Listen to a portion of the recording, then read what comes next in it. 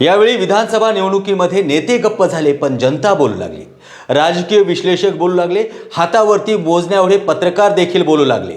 माजी निवडणूक आयुक्त बोलू लागले आहेत, त्याचबरोबर सुप्रसिद्ध अर्थतज्ञ देखील बोलू लागले आहेत.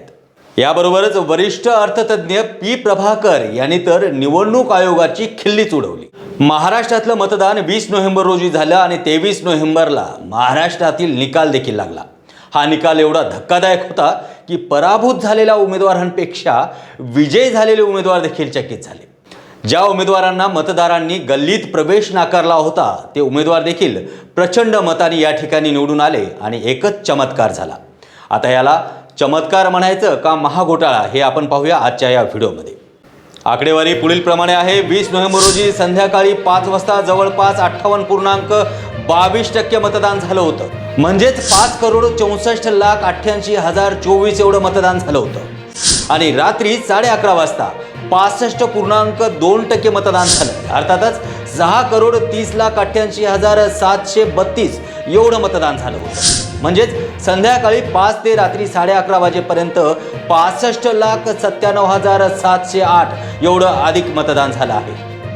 एवढ्यावरतीच मतदान थांबलं नाही तर टोटल काउंटिंगच्या अगोदर जवळपास 9,99,359 एवढं पुन्हा मतदान दाखवण्यात आलं. म्हणजेच जवळपास टोटल अधिक झालेलं मतदान 75,97,067 एवढं मत. म्हणजे अर्थातच हे जवळपास 76 लाख मतदान अधिक झालं आहे. आतापर्यंत झालेलं मतदान हे ऐतिहासिक आणि विश्वास न बसणारा आकडा या ठिकाणी दाखवत आहे. म्हणजे जेव्हा मतदान साधारणतः 5 वाजता झालं त्यानंतर रात्री 11:30 आणि त्यानंतर देखील काही तासात मतदानाचा आकडा पाहिला तर 7.83% एवढं मतदान वाढलं. आतापर्यंत झालेल्या विधानसभा आणि लोकसभा निवडणुकीत इतिहासामध्ये संध्याकाळी 5:30च्या नंतर जवळपास 1% मतदान वाढत होतं.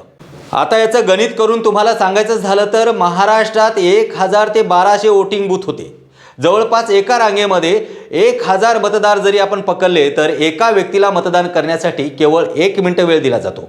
तर आपण गृहीत धरूया 1000 मिनिटं अर्थातच 16.30 म्हणजे 16.5 तास होतात. यामध्ये देखील एवढं मतदान होणं शक्य नाही जेवढं मतदान 6.5 तासात झालं. त्यानंतर दुसरा महत्त्वाचा मुद्दा सांगायचा झाला तर दरम्यान इलेक्शन कमिशनकडे कुठलीही फोटोग्राफी आणि व्हिडिओग्राफी नाही. त्याचं उत्तर देखील इलेक्शन कमिशन देत नाही. खरं तर मतदान प्रक्रिया पार पडल्यानंतर इलेक्शन कमिशननं प्रेस कॉन्फरन्स घेऊन ही सगळी आकडेवारी देणं गरजेचं आहे. तरी देखील कुठल्याही पद्धतीची प्रेस कॉन्फरन्स घेण्यात आली नाही हे शंकात्मक आहे. जवळपास 5च्या नंतर जेव्हा मतदान होतं तेव्हा पहिली चिठ्ठी आणि मतदान झाल्यानंतर शेवटची चिठ्ठी याचं गणित देखील जुळत नाही आणि इलेक्शन कमिशन याचं कुठलंही उत्तर देखील देत नाही. तर मंडळींनो, आपण पाहताय महायुतीचा एवढा प्रचंड मोठ्या प्रमाणात जो विजय झाला हा विजय नसून त्याचा पर्दाफाश आम्ही देशोन्नतीच्या माध्यमातून करत आहोत. कारण जे विजय झाला आहे तो झाला आहे केवळ संध्याकाळी 5 ते रात्री 11:30 या दरम्यान जे मतदान झालंय 76 लाख मतदान जे झालं आहे ह्या 76 लाख मतदानांनीच या सगळ्यांना निवडून दिलं आहे. ज्यांना अपेक्षा नव्हती असे उमेदवार देखील यामध्ये निवडून आले. तर म्हणजे हा विजय महायुतीचा नाही तर हे जनतेची फसवणूक आहे. तुम्हाला पहिलं सांगितल्याप्रमाणे यामध्ये नेते बोलत नाहीत पण जनता बोलत आहे. जनता बोलत आहे. जनतेच्या मनामध्ये शंका आहे. जनतेला कुठेतरी वाटतं की हे काहीतरी चुकीचं आहे.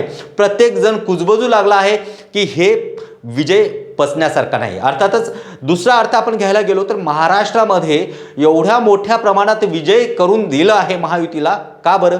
महागाई कमी झाली आहे का? बेरोजगारी कमी झाली आहे का?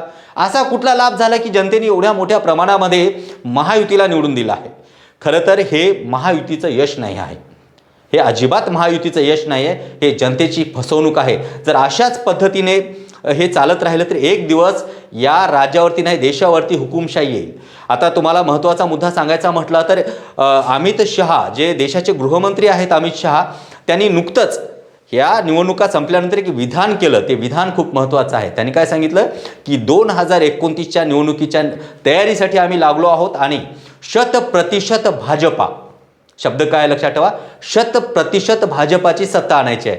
अर्थ काय की कुठलाही पक्ष नको. कुठलाही पक्ष नको म्हणजे काय झालं? एकनाथ शिंदेही संपले, अजित पवार देखील संपले. याचा अर्थ फक्त आणि फक्त एकटा भाजपा या महाराष्ट्रावरती नाही तर या देशावरती राज्य करण्याचं स्वप्न यांचं आहे. आणि त्याच्यामुळे जर असं झालं तर विरोधी पक्षनेता नसेल, विरोधात कुठलाही पक्ष नसेल, बोलणारा कोणी नसेल, तर या ठिकाणी हुकुमशाही आल्याशिवाय राहणार नाही. मला महाराष्ट्रातील नव्हे देशातील सगळ्या पत्रकारांना एक विनंती करायची आहे की आज महाराष्ट्राला विरोधी पक्ष नेता देखील ठेवला नाही, पण विरोधी पक्षाचं काम हे प्रत्येक पत्रकाराने करायला पाहिजे, ठामपणे बोलायला पाहिजे, सोशल मीडियाच्या माध्यमातून जनजागृती करायला पाहिजे. एवढंच नाही तर यासारखा जनतेची फसवणूक करणाऱ्या पक्षाला रस्त्यावरती आणणं गरजेचं आहे. त्यांनी हा जो घोळ केला आहे तो घोळ मिटवणं गरजेचं आहे.